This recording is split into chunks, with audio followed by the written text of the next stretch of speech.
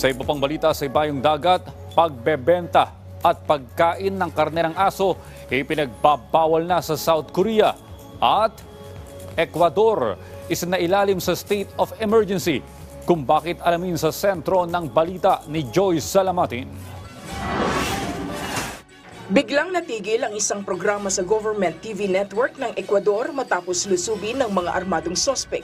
Sa kalagitnaan ng programa, nagpaputok ang mga sospek at pinadapa ang mga empleyado. Bago ito, nagdeklara si President Daniel Noboa ng state of emergency sa buong bansa matapos makatakas sa piitan ang high-profile gang leader na si Adolfo Fito Macias. Ayon sa otoridad, nasa 7 pulis na ang dinukot mula nang ideklara ang state of emergency habang maraming sasakyan din ang sinunog ng mga pinaniniwalaang gang members. Puspusa naman ang pagtugis ng otoridad kay Fito. Sa South Korea naman, ipinagbabawal na ang pagbebenta at pagkain ng karne ng aso. Inaprubahan na kasi sa Parliament ang panukalang batas para rito. Layo ng naturang batas na matuldukan ang 100 taon ng tradisyon ng pagkain ng karne ng aso.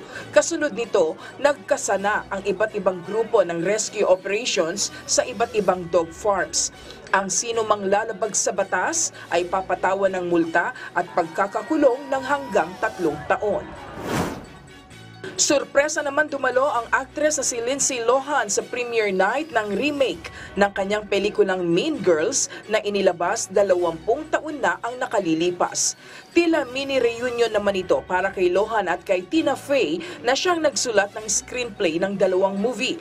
Habang nagpicture taking din ang cast ng bagong movie kasama si Lohan. Samantala, mapapanood ang naturang musical film simula sa January 12. Joyce Salamatin para sa Bayan.